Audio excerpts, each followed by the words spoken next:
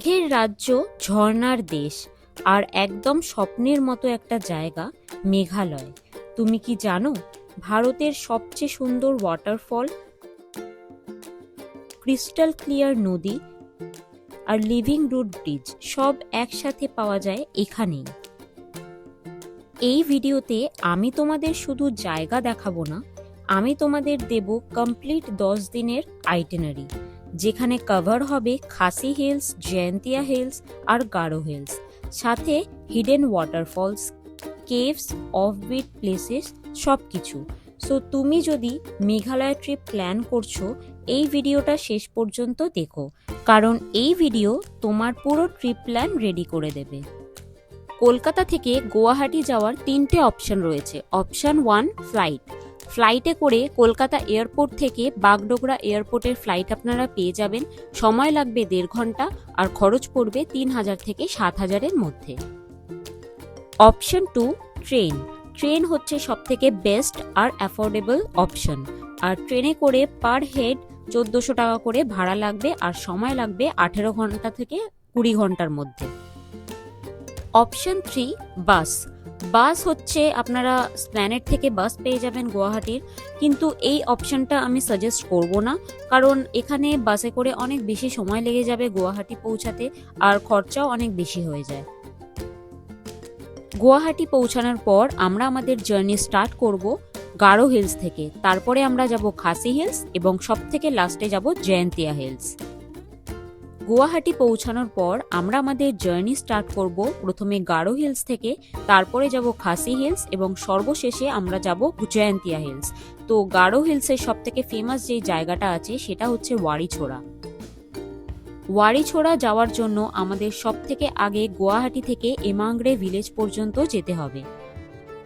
গুয়াহাটি থেকে এমাংগ্রে ভিলেজ পৌঁছানোর জন্য আপনারা গুয়াহাটি থেকে শেয়ার্ড ক্যাব পেতে পারেন, কিন্তু সেটার সম্ভাবনা খুবই কম, তাই আগে থেকে ক্যাব বুক করে রাখাটাই ভালো অপশন। শেয়ার্ড গাড়ি যদি আপনারা করেন তাহলে খরচা পড়বে পার হেড 800 টাকা থেকে 1200 টাকার মধ্যে, আর যদি প্রাইভেট ক্যাব বুক করেন তাহলে খরচ পড়বে 5,000 থেকে 7,000-এর মধ্যে। গুয়াহাটি থেকে এমাংগ্রের এই জার্নিটা অনেকটা লং কিন্তু খুব সুন্দর, আর এমাংগ্রে পৌঁছে আপনারা বুঝতে পারবেন যে সিটি লাইফ থেকে কমপ্লিটলি দূরে আপনারা চলে এসেছেন। এই জার্নির টোটাল সময় লাগবে 7 থেকে 8 ঘন্টা মতন। এমাংগ্রেতে আমরা ছিলাম গাংচিং হোমস্টেতে। এই হোমস্টেতে আমাদের রুম রেট পার নাইট 2,000 টাকা করে পড়েছিল, ইনক্লুডিং ব্রেকফাস্ট। আর গাংচিং হোমস্টের ডিটেলস আমি ডেসক্রিপশন বক্সে মেনশন করে দিয়েছি, আপনারা চেক করে নিতে পারেন। Day 2, Wari Chora and Jadishil fish sanctuary.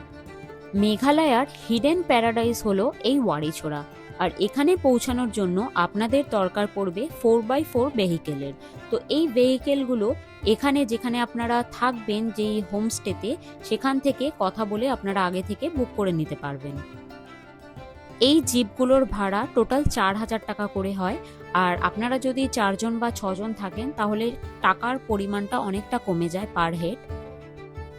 এছাড়াও আপনাদেরকে গাইডের টাকা আর এন্ট্রি ফিস আলাদাভাবে দিতে হবে। ওয়ারিছোড়া হচ্ছে মেঘালয়ার সবচেয়ে র আর আনটাচড জায়গাগুলোর মধ্যে একটা, তো এই ওয়ারিছোড়াকে আপনারা নিজেদের আইটিনারিতে অবশ্যই জায়গা দিন।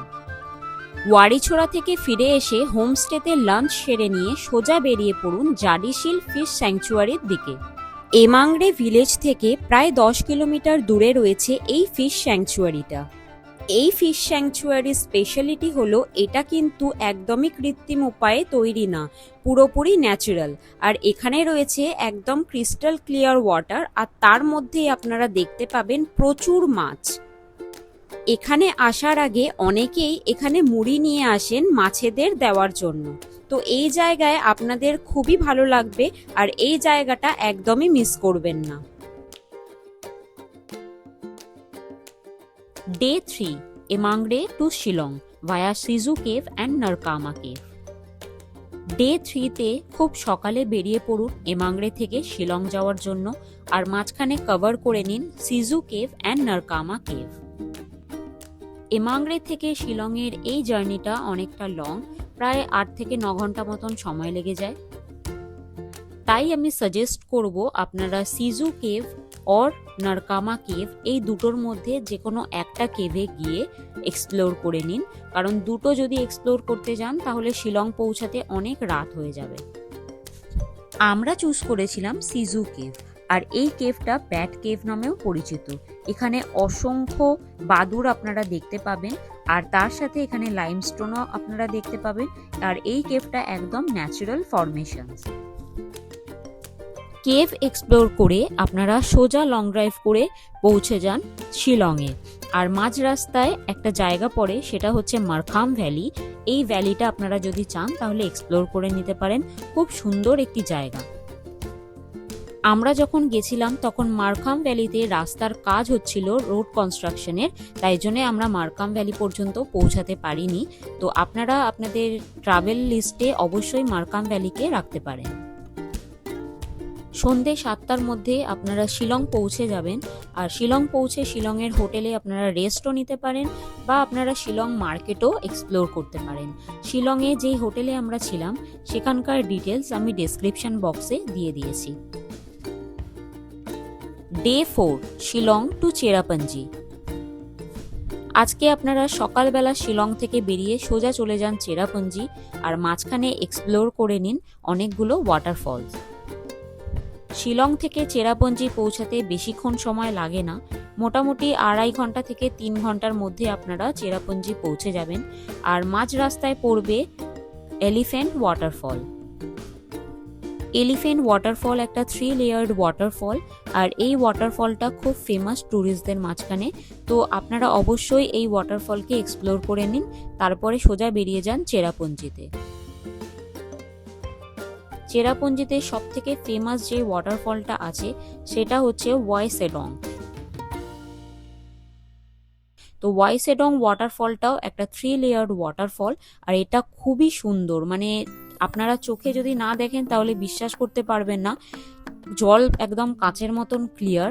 তো এই ওয়াটারফলটা অবশ্যই আপনারা লিস্টে রাখুন। ওয়াইসেডং এক্সপ্লোর করে আপনারা সোজা চলে যান নোয়াখালীকায় ওয়াটারফল দেখতে। আর এই নোয়াখালীকায় ওয়াটারফল মেঘালয়ের সবথেকে উচ্চতম ওয়াটারফলের মধ্যে একটি। নোয়াখালীকায়কে মেঘালয়ের সবথেকে ফেমাস ওয়াটারফলসও বলা যেতে পারে। আর নোয়াখালীকায় ওয়াটারফলস দেখে আপনারা চলে যান আরোয়া কেভস। আরোয়া কেভ এখানকার সবথেকে ফেমাস কেভ, আর এখানে গেলে আপনাদের সেরকম কোনো খাটাখাটনির প্রয়োজন পড়বে না, অনেকটা সিম্পল রাস্তা। কিন্তু কেভের ভেতরে আপনারা অনেকটা দূর পর্যন্ত যেতে পারবেন, এই কেভটা ফুললি এক্সপ্লোরড। আরওয়া কেভের পর আপনারা আরও একটি ফল এখানে এক্সপ্লোর করতে পারেন, যেটা হচ্ছে ওয়াকাবা ফলস। ডে 4 আপনাদের এখানেই শেষ করতে হবে। আর চেরাপুঞ্জির সোহরাতে খুব ভালো ভালো হোমস্টে পাওয়া যায়, এখানে আপনারা আজকের রাতটা স্টে করে নিন।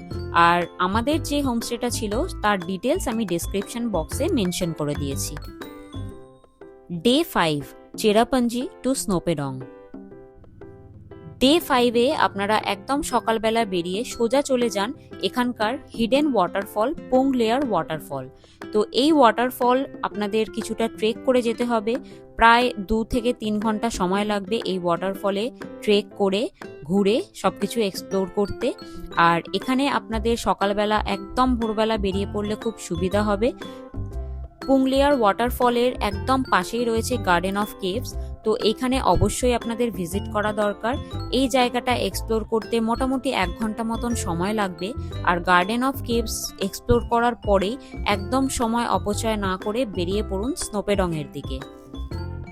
স্নোপেডং পৌঁছানোর আগে আপনারা এক্সপ্লোর করে নেবেন মলিলং ভিলেজ, তার সাথে সিঙ্গেল ডেকার ব্রিজ এবং ডগি। প্রথমেই চলে আসুন লিভিং রুট ব্রিজ। এই লিভিং রুট ব্রিজ এখানে কিন্তু ম্যানমেড এবং 200 বছর ধরে এই একই জায়গাতে রয়েছে। এটি হচ্ছে single decker living root bridge. আর একটি ডাবল ডেকার লিভিং রুট ব্রিজও রয়েছে, কিন্তু সেখানে আপনারা যেতে গেলে পুরো একটা দিন সময় লেগে যাবে। লিভিং রুট ব্রিজের একদম কাছেই রয়েছে মৌলিলং ভিলেজ। তো লিভিং রুট ব্রিজ এক্সপ্লোর করার পর চলে আসুন এখানে। এই গ্রামে এসে আপনারা বুঝতে পারবেন যে এই গ্রামটিকে এশিয়ার সবথেকে পরিষ্কার গ্রাম কেন বলা হয়। অনেক সুন্দর এই গ্রামটি। তো এই গ্রামটি অবশ্যই আপনাদের ট্রাভেল লিস্টে রাখবেন। মাউলিলং ভিলেজ ঘুরে সোজা বেরিয়ে পড়ুন স্নোপেডং এর উদ্দেশ্যে। মাঝপথে দেখে নিন ডাউকি। ডাউকিতে বোটিং করার অপশনও পেয়ে যাবেন, খুব ভালো পরিষ্কার জল পেয়ে যাবেন, তার সাথেই আপনারা এখানে বাংলাদেশের বর্ডার পর্যন্ত যেতে পারবেন। ডাউকিতে বোটিং এর এক্সপিরিয়েন্স অসাধারণ, এটা কিন্তু মিস করা যাবে না। আপনারা যদি চান ডাউকিতেও রাতে স্টে নিতে পারেন, কিন্তু আমি সাজেস্ট করব আপনারা ডাউকি ভালোভাবে ঘুরে তারপর স্নোপেডং-এ গিয়ে সেখানে স্টে নিয়ে নিন। স্নোপেডং-এ নাইট লাইফ অনেক বেটার, আর আপনারা কাসলের মতন একটা ফিল পাবেন এখানে। আর এখানে অনেক টেন্টসের ব্যবস্থাও করা আছে, প্লাস আপনারা হোমস্টেও পেয়ে যাবেন। আমাদের হোমস্টের ডিটেলস আমি ডেসক্রিপশন বক্সে মেনশন করে দিয়েছি। স্নোপেডং-এ থাকার আরেকটি মেন রিজন যেটা আছে সেটা হলো নেক্সট ডে সকালবেলা কিন্তু আপনারা স্নোপেডং-এ বোট রাইড করতে পারবেন। আর ডাউকির থেকে স্নোপেডং-এর বোট রাইড কিন্তু অনেকটা বেটার, আপনারা পুরো ক্লিয়ার ওয়াটার স্নোপেডং-এ পেয়ে যাবেন। Day 6 Shnongpdeng to Jowai. আজকের দিনটা একদম রিল্যাক্সড রাখুন। সকালবেলা স্নোপেডং-এ উঠে বোট রাইডিং করে নিন এবং 11টা থেকে 12টার মধ্যে স্নোপেডং ছেড়ে বেরিয়ে আপনারা চলে যান সোজা ক্র্যানসুরি ওয়াটারফলসের দিকে। ক্র্যানসুরি ওয়াটারফলসে আপনারা সারাটা দিন কাটাতে পারেন, কারণ এই ওয়াটারফলসটা এতটাই সুন্দর আর এখানে স্নান করতে সবথেকে বেশি মজা আপনারা পাবেন। আমরা প্রায় 3 থেকে 4 ঘন্টা ক্র্যানসুরিতেই ছিলাম, তো আপনারা যতক্ষণ ইচ্ছা এখানে থেকে ভালোভাবে স্নান টান করে এখান থেকে সোজা চলে যান জোয়াইয়ে হোমস্টে বা হোটেলে। জোয়াইয়ে আমরা ওরেসি হোমস্টেতে ছিলাম, আর এখানের ডিটেলসও আমি ডেসক্রিপশন বক্সে মেনশন করে দিয়েছি। Day 7 Jowai waterfalls day. Day 7-এ আপনারা জোয়াইতে যতগুলো ফেমাস ওয়াটারফলস রয়েছে সেগুলো আজকে এক্সপ্লোর করে নিন। জোয়াইয়ে সবথেকে ফেমাস ওয়াটারফলস যেগুলো হলো সেগুলো হচ্ছে Phe Phe waterfalls, Umrailen waterfalls and Laban waterfalls. এই 3টে ওয়াটারফলসের মধ্যে সবথেকে ইজি আপনারা ফিফি আর উমরাইলেন ওয়াটারফলসে খুব ইজিলি পৌঁছে যাবেন, বাট লাবন ওয়াটারফলসে পৌঁছানোর জন্য আপনাদের 4x4 একটা ভেহিকেল ভাড়া করতে হবে এবং তারপরেও আপনাদের কিছুটা ট্রেক করে যেতে হবে। আর একটু ট্রাফ এই লাবন ওয়াটারফলস পর্যন্ত পৌঁছানো, তো আপনারা চাইলে এই লাবন ওয়াটারফলসকে স্কিপও করতে পারেন, কিন্তু আমি সাজেস্ট করব, কারণ এই ওয়াটারফলটা খুবই ইউনিক আর এখানকার জল হচ্ছে সবথেকে ইউনিক কালারের, তো এখানে অবশ্যই আপনারা যান। Day 8 Krem Chympe cave expedition. ওয়াড়িছোড়ার মতনই ক্রেমচেম্পেও মেঘালয়ের সবথেকে ফেমাস এবং ইউনিক একটি জায়গা, আর এখানে রয়েছে এশিয়ার সবথেকে লংগেস্ট 5th লংগেস্ট কেভ। আর এই কেভ কিন্তু একদম ফুললি এক্সপ্লোরড না এখনো পর্যন্ত। আর এখানে আরও একটি আকর্ষণীয় জিনিস রয়েছে, সেটা হচ্ছে খাদুম ওয়াটারফলস। মেঘালয়ের সবথেকে ইউনিক ওয়াটারফলস হচ্ছে এই খাদুম ওয়াটারফলস। এইরকম ওয়াটারফলস সচরাচর দেখা যায় না।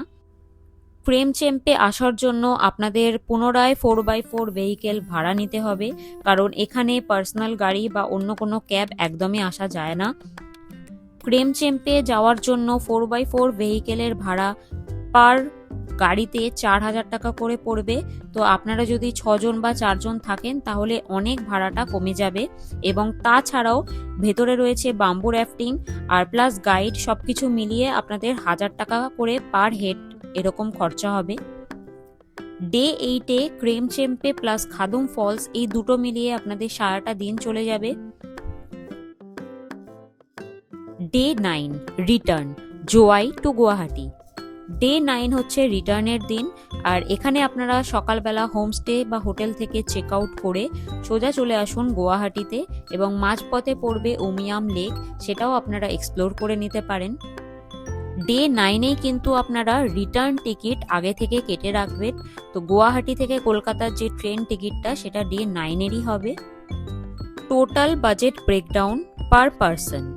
এখানে আমি 9 দিনের হিসাবে পার পারসন কত খরচা হতে পারে তার পুরো ডেসক্রিপশন আমি দিয়ে দিয়েছি, আপনারা চেক আউট করে নিন। এক্সট্রা সেগমেন্ট, যদি আপনাদের কাছে 9 থেকে 10 দিন অনেক বেশি মনে হয় অথবা আপনাদের হাতে এত সময় না থাকে, তাহলে আমাকে কমেন্ট বক্সে অবশ্যই জানান। আমি আপনাদের জন্য 5 থেকে 6 দিন বা 3 থেকে 4 দিনেরও একটা মেঘালয়ের শর্ট ট্রিপের পুরো আইটানারি বানিয়ে দেবো। এই ছিল আমার কলকাতা থেকে মেঘালয়ের কমপ্লিট ট্রাভেল গাইড। আর আপনারা এই ভিডিওটা যদি ভালো লেগে থাকে তাহলে লাইক করে দেবেন আর কমেন্ট করে দেবেন, আর অবশ্যই আমার সাথে শেয়ার করবেন যে এতগুলো জায়গার মধ্যে আপনাদের কোন জায়গাটা সবথেকে পছন্দ হয়েছে। ভিডিওটা আমি এখানেই শেষ করলাম, দেখা হচ্ছে পরবর্তী ভিডিওতে। By everyone.